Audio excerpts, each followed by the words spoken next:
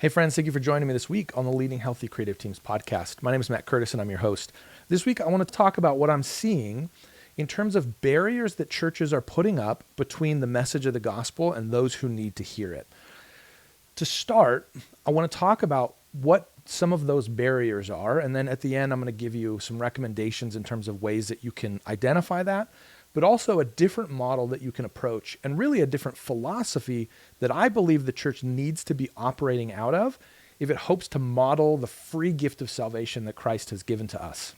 The first problem that I'm seeing as a barrier isn't one that's exclusive to a single church. It's really more indicative of the new complexity that exists for us as Christians as we try to represent Christ well in our culture. It's that a lot of people have megaphones that are not behaving well as Christians. Obviously, we've seen a lot of this in the political space, but I don't want to limit it to that. This problem isn't just that there are Christians that are on the opposite side of the aisle of you politically. I would argue it's much less that as the sole problem, and it's the angst with which we communicate. We're not representing Christian values in the way that we go about communicating the message of anything, let alone the message of the gospel. Back in 2012, I wrote a book called #Wisdom. It's still on Amazon if you want to check it out. It's like $7, I think. The premise was, what if Solomon was writing Proverbs in the era of social media? And so I spent a lot of time working through Proverbs and identifying some of these principles and truths that I was seeing in my own life at the time, but also that I was seeing as just human condition problems with regards to how we communicate, how we think, how we are prone to elevate idols in our life and chase the wrong thing. We always have the opportunity to worship something. What is it that we have elevated to worship? In the book, I'm talking a lot about these basic principles. The issue that I'm seeing today, though, is the ramifications of us not living lives wisely on social media. It is now much harder for Christians to have meaningful conversations with those who are not Christians because of the huge volume of negative press that we have. Not from the press. I mean, I know so-and-so, they're a jerk. They're super rude. They don't care about other people. They're really judgmental. Those are all challenges for me now, even though I'm not the person that they're talking about. So I can have a great relationships with somebody. But it's the baggage that other people have hitched onto this idea of being a Christian that makes it harder. And so for churches, it's a real uphill battle because the church is the formal institution representing Christianity. And so now all of these Christ followers that are scattered around everywhere, they're contributing to a bad reputation.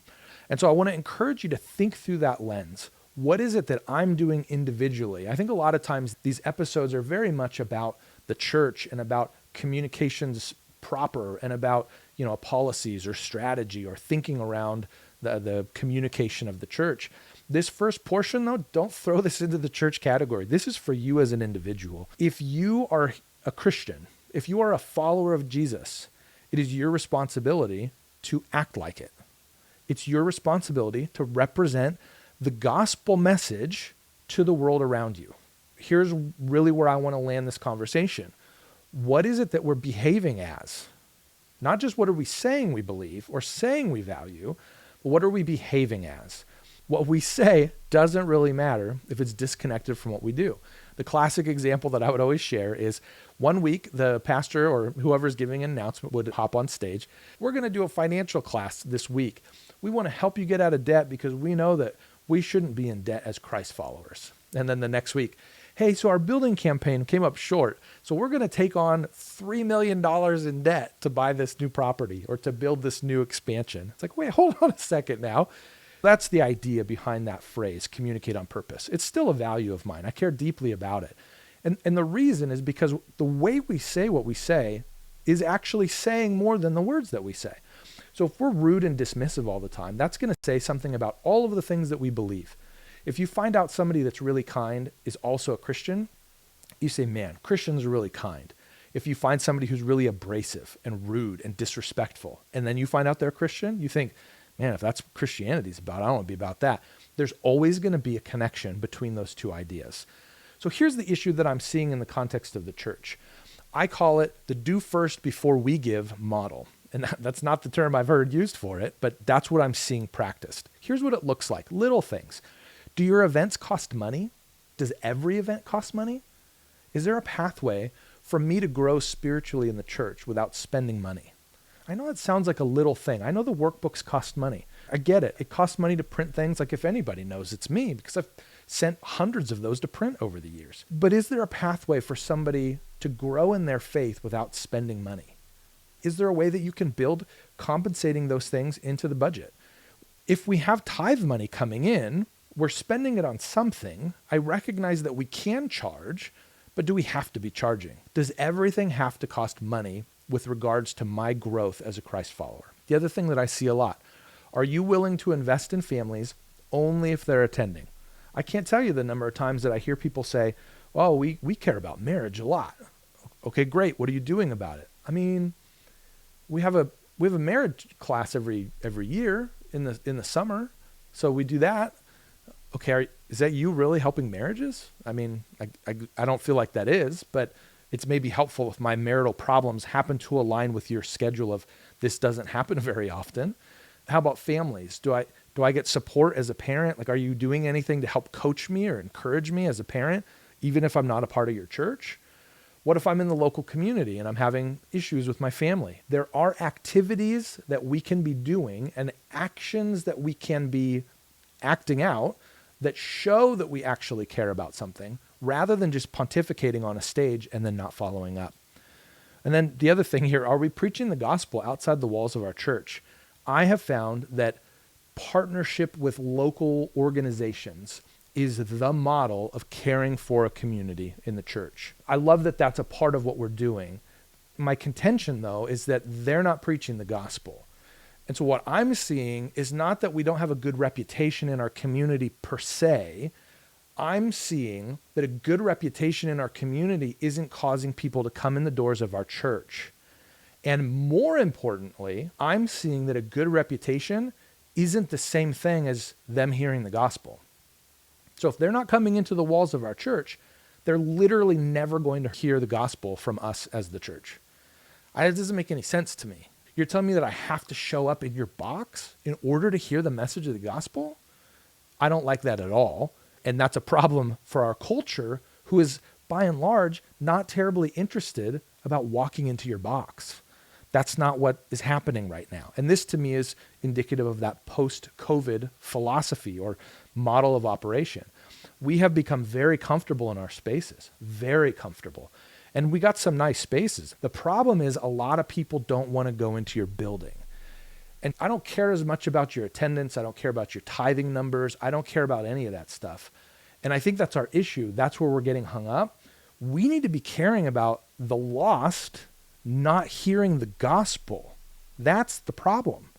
This is my encouragement and maybe even my challenge.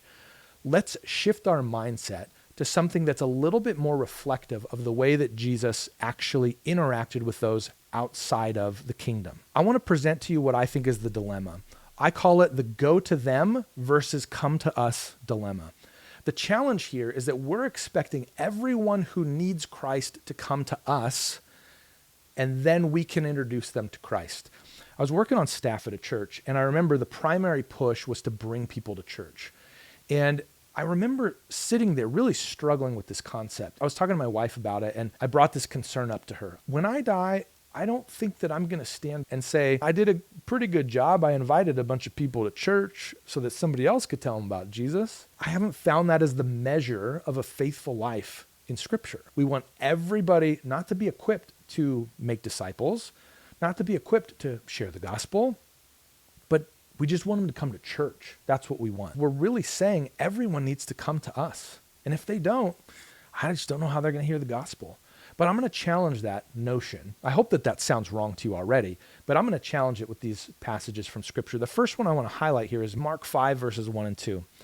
They went across the lake to the region of the Gerasenes. When Jesus got out of the boat, a man with an impure spirit came from the tombs to meet him. So what happened to start this story? They went somewhere else. They didn't sit and wait.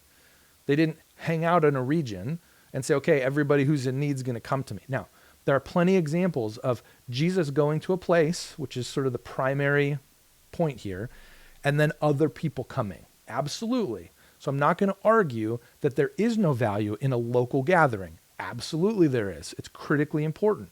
However, there is also a step and an expression of what the church is supposed to be in going out too. So that's all I'm trying to get at here is don't just sit and wait, but you got to go. That's all you hear about in the podcast. That's it. That's the whole point. Stop waiting for non-Christians to come to your church. Go out to non-Christians. All right, back to the next example. The woman at the well in John chapter 4, verses 3 and 4. So he left Judea, speaking of Jesus, and went back once more to Galilee. Now he had to go through Samaria. Again, he had to go to a place. So they went through Samaria. If you've been in church at all, you know that going through Samaria was an abnormal move. Then the story continues that Jesus was sitting at the well. A woman comes up and she's going to pull some water and he asks her for a drink. And it begins this whole dialogue. It's a really powerful example of Jesus interacting with those who are far away from the values of what God has to say. He initiated the conversation, and it's a beautiful story. But the starting point here is that Jesus went somewhere. He didn't just sit around in Jerusalem waiting for the woman at the well to come to him. He proactively went to the lost. And then the final example that, I think sometimes we look at these stories and we say, oh, these people, I'm not a demon-possessed man. That's so foreign to me. I don't have 5 husbands. That's so foreign to me. The message of the gospel is the same. Jesus was sent to us. There's a song that I love, and it says, while we were still enemies. We were enemies, and now we're seated at his table. Such a beautiful expression and articulation of this transition. I'm going to read for you John 3:16. You may have heard it before, but I'm also going to read 17. For God so loved the world that he gave his one and only Son, that whoever believes in him should not perish but have eternal life. For God did not send his Son into the world to condemn the world, but to save the world through him. There's this beautiful word of send. This wasn't, he was called, he was summoned. The lost of the world said, hey, Jesus, come on by. That's not what happened. He was sent. And this is the problem. I think we're now all of a sudden it's like, oh, we're into this, we're reading all these passages. How does this belong in a communications podcast? Because what we're doing in the way that we communicate and the way that we minister is we're putting restrictions on the message of the gospel. We're putting hurdles. We're putting hoops that people have to jump through. We're saying you don't get to hear the message of the gospel unless you come to us. We're saying you don't get your family to be healthier or better or living by wise principles unless you come to us. We're saying I'm not willing to give you a free resource like a podcast or a video channel on YouTube that has good principles for good living until you come to our church. We're going to put it behind a password protected page. We're only going to send it out to our membership. We're putting all of these restrictions. And the reason this matters is because our culture is gathering places today. I know where they're gathering. They're gathering on YouTube. They're gathering on Instagram. They're gathering on Facebook. You remember the stats from the beginning of the last episode. They're gathering in the digital space. And the reason content creation matters so much for the church is because we have the opportunity to present the gospel to people outside of our walls. I'm not saying go knocking door to door and present the gospel to people. You can if you want to. If you're a gifted evangelist, if that's a model of ministry that you want to adopt, try it and see if it works. But I'm telling you, I know where they're gathering. I know where to have these conversations. It's by communicating to people where they're gathering, which is on all of these different social network platforms. The church is remarkably quiet in these spaces. And I don't think that that's a good thing because the church is the one who's advocating for the message of the gospel, preaching the message of the gospel. That's who's doing it. And the individuals that are rising up and taking on this challenge individually, personally, and proclaiming the gospel in these platforms, props to them. Keep it up. My contention, though, is that if we can build a group of people, if we can build an audience in these platforms and then have a place for them to belong to gather in the local church, man, that's beautiful. And that's what it's supposed to be. It's supposed to be when people come to know Christ, They get embedded into a local body of believers. That's what's supposed to happen. My encouragement to you, and maybe my challenge to you, is begin looking for opportunities to proclaim the gospel outside the walls of your church.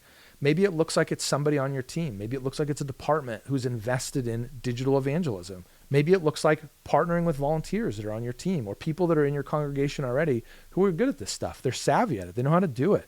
Talk to them and bring them into this mission of the church. Proclaim the gospel to a lost world in a digital space.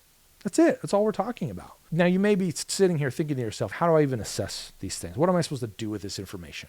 I'm going to encourage you to do 3 things. Start here. First, make a list of the 0 prerequisite opportunities that your church offers in terms of growing spiritually. So let's say somebody comes to your church who is not a Christian. Is there an opportunity for them to grow that's no restrictions, no reservations at all?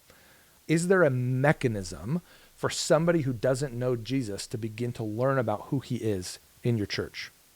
What does that look like? Do you have anything like that? List it out. Then make a list of all of your outsider-friendly events. If you do like a trunk or treat or you have a Christmas tree lighting, what are the things that are events that are open to those who are outside the church? And then make a list of what are the events that are proactively gospel declaration events. That's a very uncommon way to say that.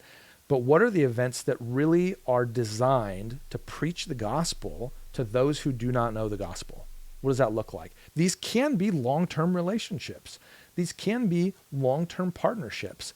But I think there's a responsibility for the church to be actually doing something in these relationships too. It's not just cutting a check to another group of people that are like pretty good at doing this stuff. I'm saying, how is it that you as the Christ follower, your church, the people that are assembling there, the congregation, how are they being sent out? Think of that principle. We're not just sitting there and waiting for people to come to us. We're not waiting for that non-Christian to show up at our house. We're going out and we're being intentional about building relationships in our communities with those who don't yet know Jesus. If your church is presenting the gospel, but it's behind some sort of a paywall, whether that be financial, whether that be you have to attend, it is not in alignment with what the actual gospel is. The gospel isn't about withholding as much as possible. The gospel is the opposite. It is absurdly gracious. It is unfathomably give first. That's what the gospel is. I believe that the church needs to be showing the same extravagant grace that was shown to us when Christ died for us.